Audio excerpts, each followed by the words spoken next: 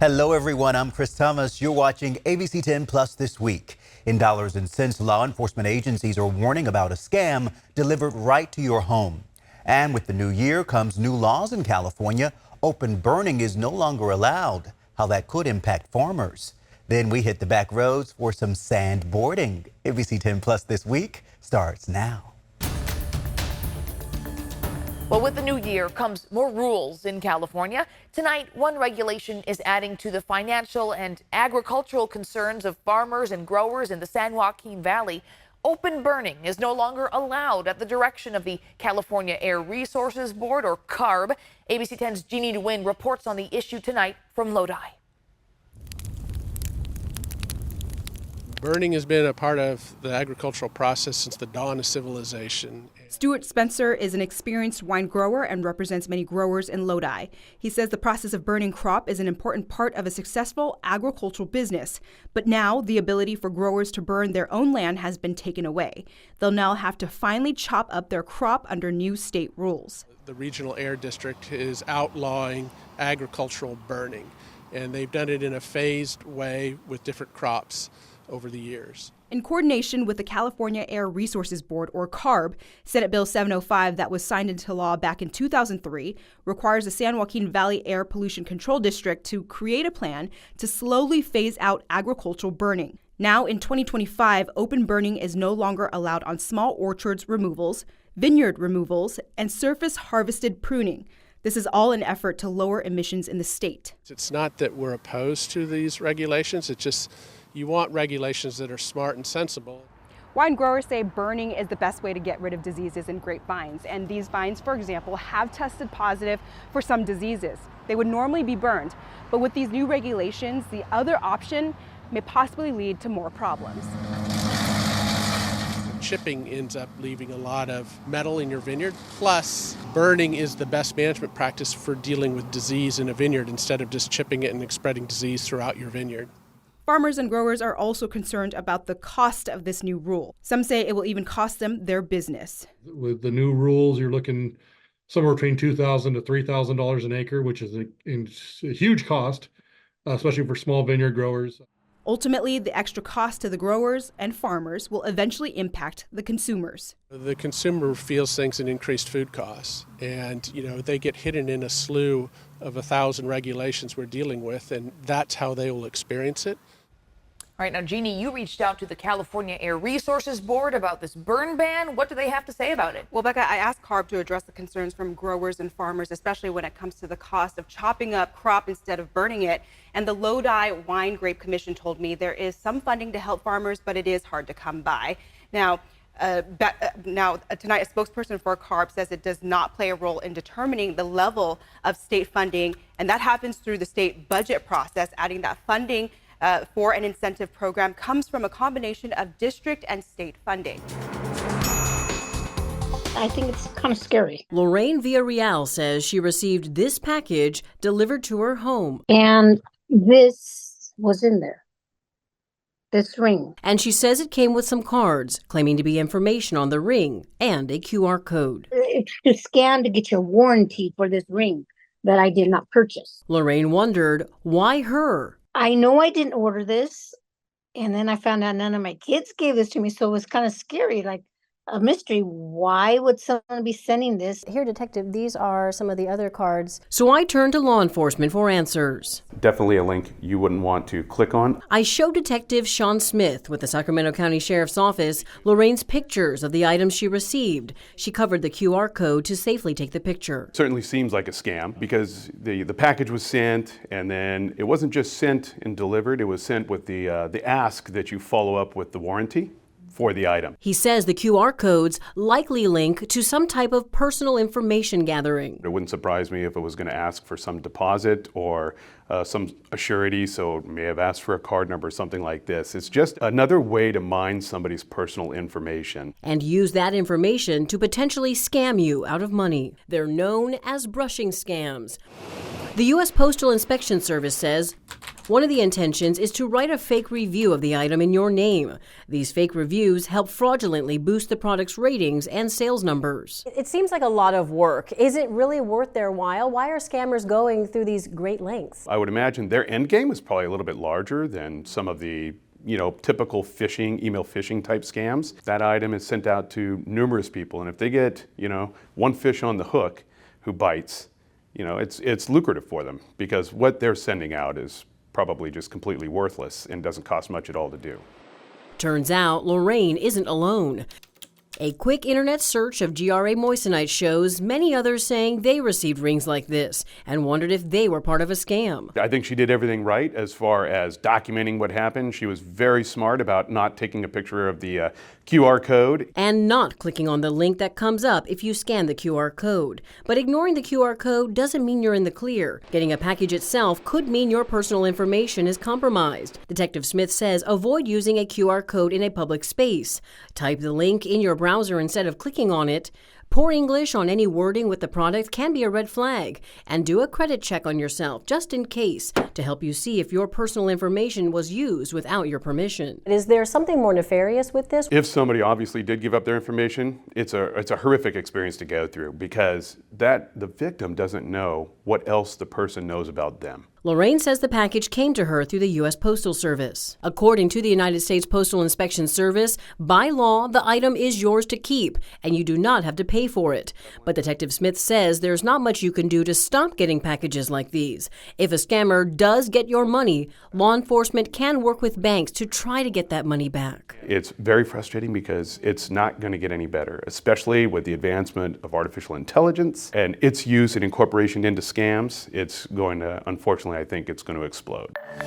For many Californians, homeowners insurance has become unaffordable with increasingly fewer options as companies have limited business in the state, citing climate change, the rising cost of building materials, and strict state regulations. We've been reporting on this growing crisis for more than 5 years now, but today we can report a major milestone that could mean market stabilization in the new year. California is at an insurance crossroads. California Insurance Commissioner Ricardo Lara, in response to the state's homeowners insurance crisis of affordability and availability, announced back in September of 2023 his sustainable insurance strategy. This is a comprehensive strategy to modernize our insurance market. His goal, to entice insurers to return to doing business more fully in California and expand coverage options for homeowners, especially those in wildfire-prone areas, which insurance companies have been leaving. His promise to have the sustainable insurance strategy in place by the end of 2024. And on Monday, December 30th, Lara announced the final major step, according to a news release from the California Department of Insurance. It has to do with reinsurance, basically insurance for insurers. What insurers get from this new regulation is something they've been wanting for years: the ability to pass along the cost of their reinsurance to consumers by factoring it into premiums. But there are guardrails. The regulation limits costs to California only, so consumers do not pay for the cost of Gulf Coast hurricanes or Midwest windstorms. The regulation also limits the amount companies can pass along by establishing an industry-wide standard cost of reinsurance and capping the amount of reinsurance costs that can be charged to consumers. So what do consumers get from this? All homeowners insurance companies must increase the writing of comprehensive policies in wildfire-distressed areas by 5% of their statewide market share every 2 years until they hit 85%. I'm very confident that we're going to see some real change coming mid-2025. We're going to see that California is back open for business. Speaking with ABC10 earlier this year, Lara said increased availability will come first. He anticipates greater affordability will follow. Once we get the insurance companies to come back into California, expand, you're going to create that natural market flow to be able to bring down the cost for everybody. But the group Consumer Watchdog worries homeowners will see double-digit rate increases. This plan could drive the price of home insurance up by 40%, Consumer Watchdog President Jamie Court said in a news release. Tellingly, the commissioner did not do a cost-impact analysis of his plan on consumers. That's because this plan is of the insurance industry, by the insurance industry, and for the industry. The sustainable insurance strategy rolled out over the past year also allows insurance companies to use forward-looking so-called catastrophe modeling in requesting permission from the state to raise rates. Until now, insurers in California have only been able to use historical climate data to predict risk. Now, industry experts say they anticipate consumers will begin to see changes midway through next year. And to go in depth on the insurance crisis in our state, head over to ABC10 Our team spent months talking with homeowners, lawmakers, and the insurance commissioner about the crisis. You can stream the investigation, California's insurance crisis, right now on ABC10 in the To The Point playlist.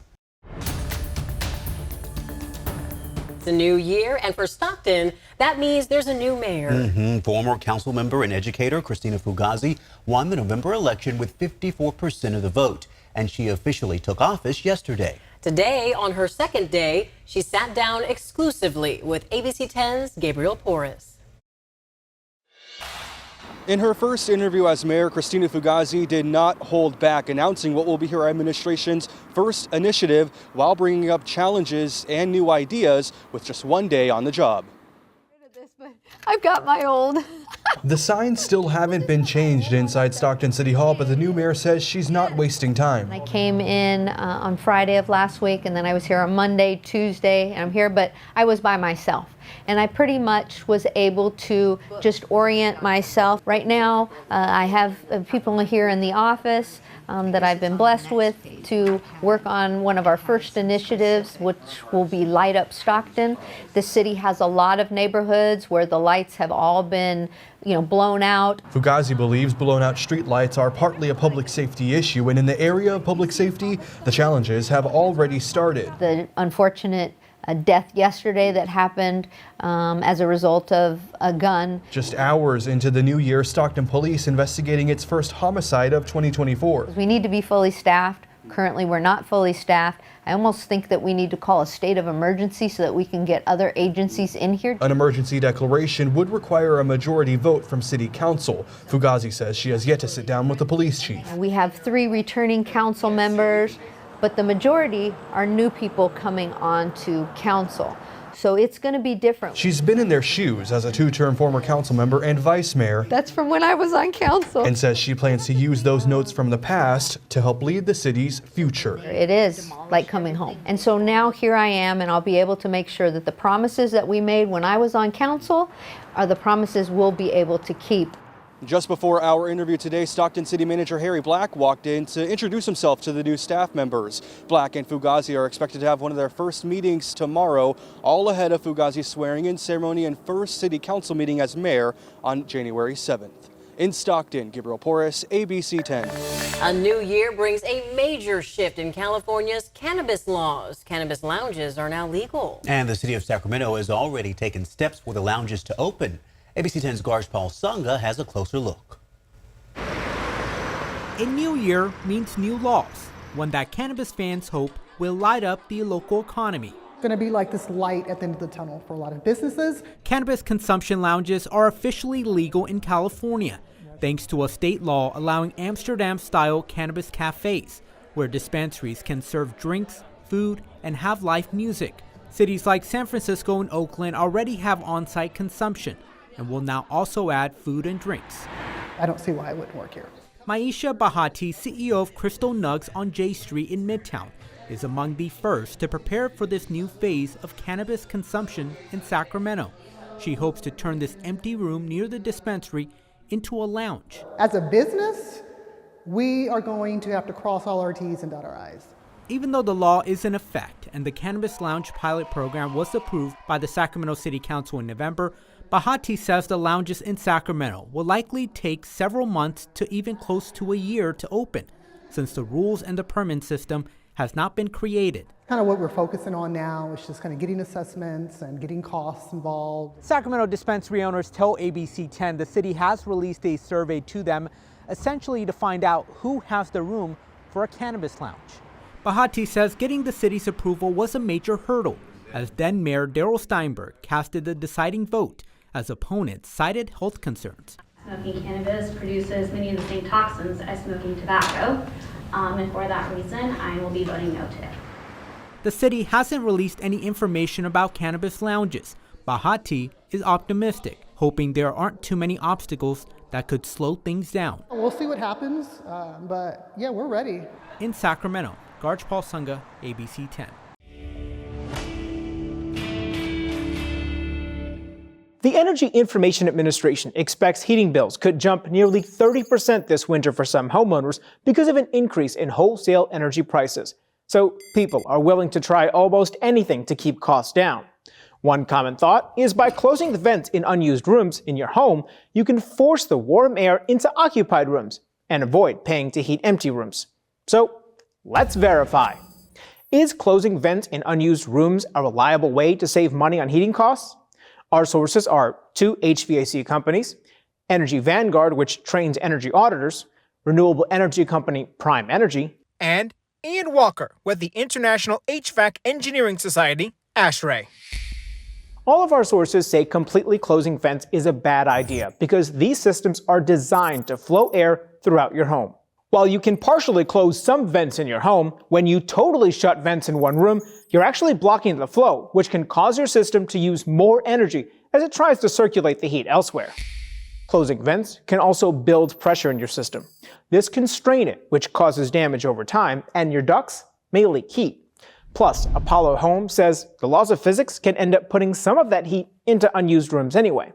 Most interior walls don't have insulation, meaning the warm air will eventually seep into an adjacent colder room, again, negating any attempt at savings because your furnace will cycle on and off more frequently, raising your costs and lowering your comfort. So, no, closing vents in unused rooms is not a reliable way to save money on heating costs.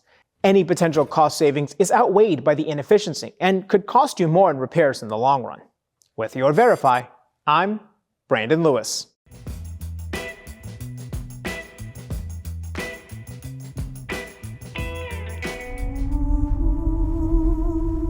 Shaped by the Central California coastal winds is a vast sandbox known as the Oceano Dunes. Trudging up these 200-foot tall sand piles can be a daunting task. But if you have a sandboard, you can cover a lot more ground.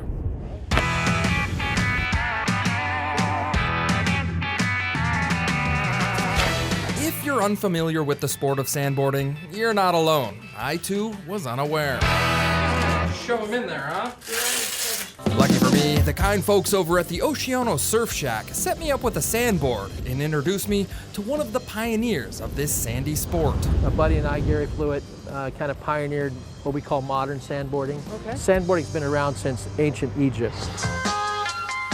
In the 1980s, Jack Smith helped introduce the world to sandboarding in the Scott Dietrich film Adventures in Paradise. Sandboarding and snowboarding have a lot of crossover to them. You know, snowboarding is nice because you have the lifts. You don't have that in sandboarding. But what's nice about here is you don't get very cold. You don't get cold. Look at us, we're all in shorts. Unlike snowboards, sandboards don't need any special boots or bindings. However, they do share one important similarity. You need to apply wax to the bottom of the board to ensure a smooth ride down the hill. This is just this whole paraffin wax from the grocery store. Okay, candle wax almost. Yeah. Just like snowboarding, the wax makes your sandboard go faster. All right, ready or not, here we go. Yeah! Yeah! But unlike snowboarding, the sand is much harder than the snow, and when you're ready to head back up to the top of the dunes, there's no chairlift to take you there. You'll just have to make the climb on foot. I mean, if you're going to be serious about it, you spend a lot more time walking up than you do going down. One man trying to make the world of sandboarding more appealing is Lon Beal. I'm known all over the internet as Dr. Dune, the inventor of sandboarding. Lon, aka Dr. Dune, was building sandboards as a kid in the 1960s and 70s. He loved it so much that he started selling sandboards. Then in 2000, he opened up Sandmaster Park in Florence, Oregon, which is the only sandboarding-specific sport park in the U.S. Unfortunately, there's still no chairlifts here either. We go to the big dunes, we take dune buggies to the top. We don't hike it. But on the smaller coastal dunes, the hike up's pretty easy. No matter how you look at it, sandboarding is a physical sport, but it's one that almost anyone can pick up. as long as there's a sandy dune nearby. Sandboarding on the Oceano Dunes. I'm John Bartell. Hope to see you on the back road. Oh gosh! Thanks for watching ABC 10 Plus this week. Don't forget, we're here 24/7 on the free ABC 10 Plus app. You can get your local news and weather anytime, anywhere. I'm Chris Thomas. Thanks for watching ABC 10 Plus. And now that you're here, why don't we take a look around and see what else is here? The very first tile on your left is always going to be streaming 24/7. You can find us adjacent to that, breaking news if it's there. And then right next to that, a replay of the most recent newscast. Whether it's ABC 10 Morning News at 5, 6, or beyond, it's going to be there. The forecast beyond that, and then right beyond that, the news that matters the most. Now that you know the basic tiles, let's go up to the top and take a deeper dive into news. We have every single newscast that you would need, including To the Point with Alex Bell, taking a deeper dive into the issues. Beyond that, ABC 10 Morning News at 5 and 6 and 11, the evening shows as well. Below that, you can watch the top stories from To the Point. Under that, Dollars and Cents, where you can learn how to navigate this challenging economy. And below that, you can watch our award-winning ABC 10 Special Investigations, where we hold the powerful accountable. Going into weather, look, it's the 10-day forecast, getting you ready for the weekend and beyond. Beyond that, sports. I know you care about the Sacramento Kings. We have the most comprehensive guide to anything, everything Kings in the locker room and on the court. We have it. Below that, I know you care about the San Francisco 49ers. We can't mention Bay Sports without talking about the Oakland A's. We have that too. What's super exciting, I know you care about high school sports. You'll never find a more comprehensive guide and team dedicated to high school sports. Backing out again, come up to the top and join me on Verify. I'm super excited about this. Our experts are checking the facts, verifying the truth for you. Jump up now to shows. Very excited about this. Oh, look. It's Take a Look. This is my show. I love movies, and if you love movies or streaming shows, whether it's on screens this big, or this big, it's Take a Look. Recently went behind the scenes, sat down with Lady Gaga and Joaquin Phoenix to talk about Joker 2. I love the movie, and oh, I just heard you shout you hate the movie. Jump in, we talk about it on this show. Other shows, Bartell's Backroads, go up and down the state of California, tank of gas getaways, one fuel cell getaway, like places like the Toy Museum. This is what kids did before they had screens. Over here, the Moaning Caverns of Calaveras County, one of the most coveted caves in all of California. You know, watching this show, I discovered there's a cave that could fit the entire Statue of Liberty in your own backyard. You'll find about that and more with Bartell's Backroads. Down below that, To the Point. It is one of my favorite newscasts because they talk about news with Alex Bell the way you talk about news. It's conversational, but in-depth at the same time. Below that, Your California Life. Love this show. Whether it's entertainment, food, beverage, lifestyle, it's there. Desiree Shepherd hosts and does an amazing job. So there you have it. It's ABC 10 Plus, the app. What do you need? We heard you and we got it. Thanks for watching. Thanks for streaming.